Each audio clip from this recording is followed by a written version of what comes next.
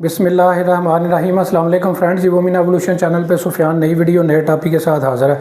Friends, आज हम बात करेंगे दुबई का 5 साल का मल्टीपल वीज़ा जो रिसेंटली दुबई गवर्नमेंट ने जो है अनाउंस किया है, उसकी क्या टर्म्स एंड कंडीशन है, कौन से पाकिस्तानी वहाँ पे जा सकते हैं, इसकी क्या क्या रिक्वायरमेंट्स हैं, इसकी सिक्योरिटी डिपॉजिट कितना है, कितने अरसे के लिए लगातार आप वहाँ पे रह सकते हैं, पूरी डिटेल आज की वीडियो में आपको जो है बताई जाएगी। फ्रेंड्स, ऐसे तमाम अफराद जो कि हमसे ये वीज़ा एक प्रोफेशनल तरीके से अप्लाई करवाना चाहते हैं, उनको मैं बताता चलूँ। सबसे पहले आप इस वीडियो को पूरा देखें और इस चीज़ को फ़िल्टर करें कि आया जो है जो रिक्वायरमेंट्स हैं आप उनको पूरा कर रहे हैं या नहीं। लिहाजा इस वीडियो को पूरा देखने के बाद तसल्ली से देखें, सारे अपने सवालात के जो जवाबात हैं उनको पहले हासिल करें, अपने जहन में बिठाएं। उसके बाद अगर आप समझते हैं कि आप इन रिक्वायरमेंट्स को पूरा कर सकते हैं तब ही आप इस वीज़ा को अप्लाई करने के लिए राब्ता जो है वो करें। फ्रेंड्स, वीडियो को स्टार्ट करते हैं। सबसे पहले बात कर लेते हैं कि इस वीज़े की ड्यूरेशन कितनी है। फ्रेंड्स, मैं बताता चलूँ कि 5 साल का ये मल्टीपल वीज़ा होगा जो कि टूरिस्ट वीज़ा कहलाएगा। इस वीज़े पे आप अपना टूरिज़्म भी कर सकते हैं, अपना बिज़नेस भी जाके वहाँ पे जो है सर्च कर सकते हैं, अपनी जॉब सर्च कर सकते हैं, बिज़नेस भी अगर आप वहाँ पे इस्टेब्लिश करना चाहें तो वहाँ पे जाके आप जो है वो कर सकते हैं। सारी ऑप्शंस आपके पास मौजूद हैं। चूँकि ये 5 साल का वीज़ा है, मल्टीपल वीज़ा है, तो कोई भी एक्टिविटी आप वहाँ पे जो है वो जाके जो है वो कर सकते हैं। बात कर लेते हैं कि यूएई का ये वाला वीज़ा जो इस वक्त गवर्नमेंट ने 5 साल का मल्टीपल अनाउंस किया है, इसके अलावा यूएई जाने का जो है कोई और ऑप्शन इस वक्त टूरिस्ट वीज़ा पे विजिट वीज़ा पे जाने का मौजूद जो है वो नहीं है। बहुत सारे लोग जो है ऑलमोस्ट सभी लोग जानते हैं कि काफ़ी अरसे से यूएई ने पाकिस्तान पे जो टूरिस्ट वीज़ा है, टूरिज़म वीज़ा है, शॉर्ट टर्म वीज़ा है, उसको काफ़ी अरसे से जो है वो क्लोज़ किया हुआ था। अभी गवर्नमेंट ऑफ यूएई ने रिसेंटली इसको ओपन किया है और उसमें सिर्फ और सिर्फ इसी वीज़ा की 5 साल की जो कैटेगरी है जिस पे आज हम वीडियो बना रहे हैं, सिर्फ एक ही ऑप्शन आपके पास मौजूद है यूएई जाने की। इसके अलावा यूएई जाने की आज की डेट तक आपके पास कोई और ऑप्शन मौजूद नहीं है। वीडियो को स्टार्ट कर लेते हैं। सबसे पहले बात कर लेते हैं कि इस वीज़ा को अप्लाई करने के लिए सबसे पहले डॉक्यूमेंट्स कौन कौन से चाहिए होंगे। उससे पहले बात कर लेते हैं कि कौन सा बंदा जो है एलिजिबल है इस वीज़ा को अप्लाई करने के लिए। तमाम मेल फीमेल फैमिलीज सभी लोग जो है ये वीज़ा अप्लाई कर सकते हैं। इस वाले से एज की कोई रेस्ट्रिक्शन नहीं है, जेंडर की कोई रेस्ट्रिक्शन नहीं है। हर बंदा ये वीज़ा जो है वो अकेला भी अप्लाई कर सकता है, फैमिली के साथ भी ये वीज़ा जो है वो अप्लाई जो है वो कर सकता है। सबसे पहले जो है आपके पास पासपोर्ट होना चाहिए जिसकी वैलिडिटी 6 माह होगी। आईडी कार्ड की कापी जो है आपने एक कलर कापी आपको चाहिए होगी। इसके अलावा पासपोर्ट की कलर कापी आपको एक जो है वो चाहिए होगी। सिमिलरली एयर टिकट रिजर्वेशन आपको जो है वो चाहिए होगी। इसके अलावा होटल बुकिंग आपको कंफर्म जो है वो चाहिए होगी। इसके अलावा फ्रेंड इसमें जो मोस्ट इंपॉर्टेंट चीज़ है वो आपकी बैंक स्टेटमेंट है जो को आपको चाहिए होगी, जो कि 6 माह की होनी चाहिए। और उसमें जो आपका अकाउंट बैलेंस है वो मेंटेन $5000 जो है वो होना चाहिए। डॉलर से मुराद ये नहीं है कि आपका डॉलर में अकाउंट होना चाहिए, आपका डॉलर में भी अगर अकाउंट है तो वो भी चल जाएगा, लेकिन पाकिस्तानी अकाउंट में अगर आपके पास $5000 के इक्वलेंट जो है अमाउंट मौजूद है तो उस पर भी आप ये वीज़ा अप्लाई कर सकते हैं। ये आज की डेट में तकरीबन 14 लाख रुपया पाकिस्तानी बनेगा। वो किसी सूरत में भी अगर आपके अकाउंट में इस वक्त आउटस्टैंडिंग बैलेंस मौजूद है तो आप ये वीज़ा अप्लाई कर सकते हैं। बैलेंस से मुराद ये है कि आपके अकाउंट में इतना बैलेंस होना चाहिए। ट्रांजैक्शनों को मिला के आपने हरगिज़ ये बैलेंस मुकम्मल जो है वो नहीं करना। आपके अकाउंट में मेंटेन ये बैलेंस होना चाहिए। 14 लाख पाकिस्तानी रुपये जो है वो होने चाहिए। इसमें आइडियल सिचुएशन ये है कि आपका अकाउंट बैलेंस जो है वो 6 माह से मेंटेन जो है वो होना चाहिए, क्योंकि बहुत सारे लोग रब्ता करेंगे और वो कहेंगे कि हमारे पास पहले बैलेंस नहीं था, को क्या हम इकट्ठा बैलेंस डाल सकते हैं या नहीं। तो इसमें मैं आपको बताता चलूँ कि मेंटेन बैलेंस अगर आपके पास होगा डे फर्स्ट से एंड तक तो उसमें आपके वीज़ा लगने के चांसेस जो है वो ज़्यादा हैं। अगर एकदम से बैलेंस डालेंगे तो डेफिनेटली थोड़ा से आपके वीज़ा लगने के चांसेस जो है वो कम जो है वो हो सकते हैं। फ्रेंड्स, अब मैंने आपसे बात की कि आपने एयर टिकट रिजर्वेशन और होटल बुकिंग साथ जो है वो लगानी होगी। ये सारे डॉक्यूमेंटेशन जो है वो मुकम्मल हो गए। अब आपने एयर टिकट रिजर्वेशन और होटल बुकिंग जो है सबसे पहले बात कर लेते हैं कि ये पेड लगाने हैं या टेम्परेरी लगाने हैं। इस वीज़ा को अप्लाई करने के लिए 2 इसमें कंडीशंस हैं, 2 इसके पार्ट हैं। पहला पार्ट ये है कि आपने प्री अप्रूवल एम्बेसी को एक पूरा वीज़ा प्रोसेस ऑनलाइन करके एम्बेसी से एक प्री अप्रूवल जो है वो लेनी है कि आया जो है एम्बेसी आपके डॉक्यूमेंट को देखेगी और वो ये देखेगी कि आया उसने आपको ये वीज़ा की प्री अप्रूवल जो है वो ऑनलाइन जो है देनी है या नहीं। जब आप ये प्री अप्रूवल जो है अप्लाई जो है वो कर रहे होंगे तो उस वक्त आपने टेम्परेरी एयर टिकट रिजर्वेशन लगानी है, यानी कि जो रिटर्न टिकट है वो आपने परचेज नहीं करनी, टेम्परेरी रिजर्वेशन लगानी है। और जो पेड होटल बुकिंग है वो भी आपने उस वक्त नहीं लगानी, लेकिन कन्फर्म होटल बुकिंग आपके क्रेडिट या डेबिट कार्ड पे जो है वो होना चाहिए।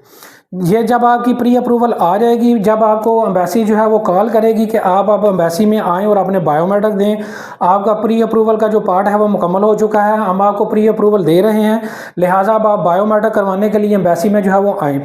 जब आप एम्बेसी में जाएंगे तो फिर आपने डेफिनेटली अपनी रिटर्न टिकट ख़रीदनी है, परचेज़ करनी है। इसी तरह पेड होटल बुकिंग आपने बाकायदा ख़रीद के उसको साथ जो है वो लगाना है। अगर पेड होटल बुकिंग अगर आप नहीं लगा सकते तो कोई भी यूएई में रहने वाले आप किसी फ्रेंड एंड फैमिली के किसी दोस्त का भी जो वहाँ पे एड्रेस जो है वो डाल सकते हैं। फ्रेंड्स, ये सारी चीज़ें मैंने आपको डॉक्यूमेंट्स की रिक्वायरमेंट बता दी, प्री अप्रूवल का भी बता दिया कि आप ये सारा प्रोसेस ऑनलाइन करेंगे। प्री अप्रूवल जब आपको ये आ जाएगी तो फिर आपने एम्बेसी में वहाँ पे फिजिकल प्रेजेंट होना होगा और आपके प्रेजेंट होने के बाद जो है ये सारी डॉक्यूमेंटेशन फिजिकली वहाँ पे लेके जानी होगी। उसके बाद जो है एम्बेसी आपको पेस्ट करेगी, आपका स्टिकर वीज़ा आपको जो है वो देगी। जब आपकी प्री अप्रूवल आ जाती है तो उसमें 95% केसेस में आपको वीज़ा जो है मिल जाता है। इस वीज़ा को मिलने के बाद आपके पासपोर्ट पे 5 साल का स्टिकर जो है वो लगेगा यूएई का विजिटर वीज़ा का। और अब इस वीज़े की बात कर लेते हैं कि इस वीज़े में जो मोस्ट इंपॉर्टेंट चीज़ है कि इसकी फ़ीसें क्या हैं, क्या कितने चार्जेस इसको आपके जो है वो पे करने होंगे। फ्रेंड, जब आप ये वीज़ा अप्लाई करेंगे तो 3,828 दिरहम जो है ऑनलाइन एम्बेसी के अकाउंट में जो है आपने क्रेडिट कार्ड या डेबिट कार्ड के ज़रिए ट्रांसफ़र जो है वो करने होंगे। जब आपकी प्री अप्रूवल आ जाएगी तो फिर आपकी ये फ़ीस जो है कोई भी इसमें से ज़ाया नहीं होगी और आपका जब वीज़ा अप्लाई करने के लिए जाएंगे फ़िज़िकल वीज़ा लग जाएगा तो आपको टोटल फ़ीस इतनी ही चार्ज होगी। जब आपका जो है 5 साल मुकम्मल हो जाएंगे तो 5 साल के बाद जो है इसमें जो रिफंडेबल जो चार्जेस हैं वो 3,000 दिरहम हैं। वो जब आपका 5 साल मुकम्मल हो जाएंगे इस वीज़े को तो उसके बाद इसको आप 100% रिफ़ंड करवा सकते हैं। या फिर 5 साल के दौरानिए के दरमियान अगर आप इस वीज़ा को कैंसिल करवाते हैं अपनी मर्ज़ी से तो फिर भी आप 3,000 दिरहम का रिफ़ंड जो है वो ले सकते हैं। अब बात कर लेते हैं कि जब इस वीज़ा को आप अप्लाई कर देंगे, अगर खुदा न खास्ता आपका वीज़ा रिफ्यूज़ हो जाता है तो उस सूरत में कितना रिफ़ंड जो है वो मिलेगा।